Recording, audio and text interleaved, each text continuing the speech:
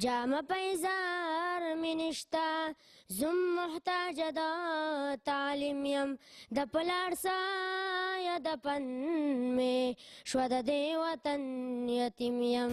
د 1300 کالو راسی ناګانی اپتونو د بدامنۍ په ضد جنگ د صحت سہولیاتو نشټوالي او د روزانه په بنیاد د پیښو په سبب په زرګونو خلک د دې دنیا نه سترګې پټې کړي او د آخرت په سفر روان شي. نو بل اړخته په زرګونو ماشومان هم د سر د سوري نه محروم شي او ورته د یتیم نوم ورکړي شي. د یوې اندازې تر مخه پاکستان کې په لکونو شمیره ماشومان یتیمان دي د چا عمرونه چې د 12 کالونه کم دي او په دې کې زیاتره شمیره د تعلیم، تربیت، صحت او خوراک مناسب سہولیاتو څخه محروم دي. هم په دې وجه د یتیمان د معاشرې د بیرحمه سپیړو په نظر کې راځي او دغلطه د دې یتیمانو تعلیم او تربیت یو سوالیه نه جوړ شي. هغه کار کوم چې د ریاست پرزو د ملکند الډن ډیرې سره تعلق لرونکي یو ځای تن افتخارفاروقی تر سره کړو او د دې یتیم ماشومان لپاره کفالت یتیم سنټر جوړ کړو کوم چې د ملکند ډیویژن ځانګړي سنټر دی چرته چې د ماشومان ته د تعلیم، تربیت او رہائش په مکمل توګه بندوبست شوی دی. دا بچی را غونډوم د دې لپاره چې یاره د دې قوم لپاره هغه خلک جوړ کړم چې د دې ملک او ملت په کار هم راشي، قیمتي خلک شي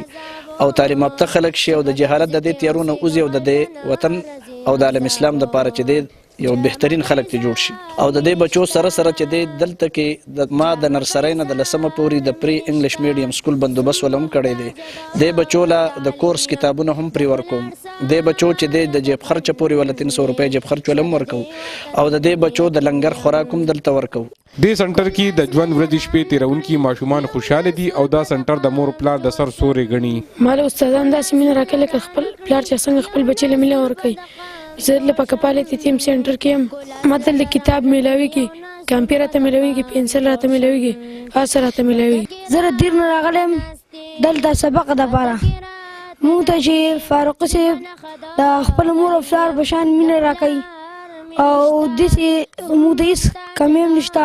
د څه قسمه امداد نه بغیر دارنګه ادارې جوړول د معاشرې لپاره یو بل مشال دی. که چېرې حکومت هم د یتیم په سر لاس کېښودو نو یو ماشوم ته به هم د یتیم کېدو احساس ونشي. عمران زریاب، خیبر نیوز، مالاکنڈ.